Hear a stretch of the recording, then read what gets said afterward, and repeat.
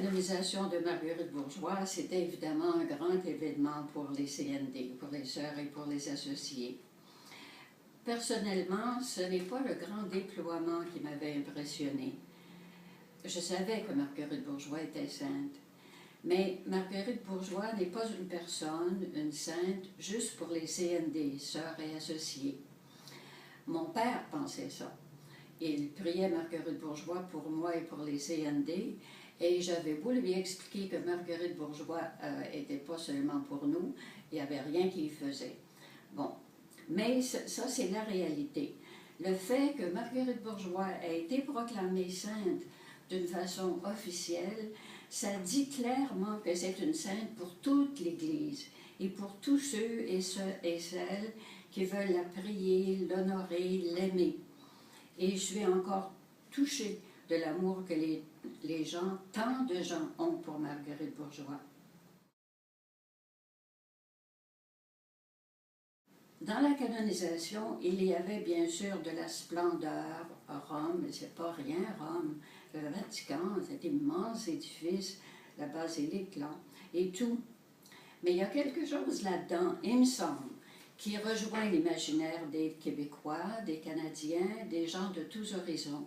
Et c'est peut-être ce qui explique la foule quand il y a des rassemblements de ce genre-là. C'est un rassemblement qui me fait penser à une réunion de famille. Parce que pour moi, c'est ça l'Église. Il me semble que c'était ça l'Église de Marguerite Bourgeois. C'est la famille de Dieu, la famille que Dieu veut rassembler. Donc, tout le monde compte dans ces circonstances-là.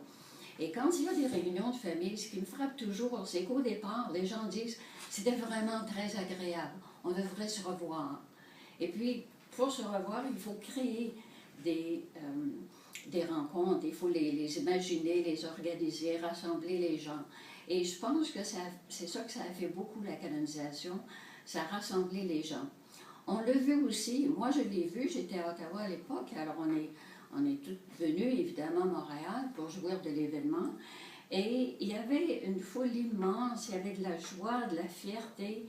Et il me semble que c'était une occasion pour les gens de dire leur foi, de reconnaître les dons de Dieu dans la personne de Marguerite Bourgeois et dans leur propre vie. Et pour chacune, comme on disait au Québec, comme on dit au Québec, la devise c'est « je me souviens ». Mais peut-être qu'à ce moment-là, tout le monde se souvenait des humbles débuts de la colonie.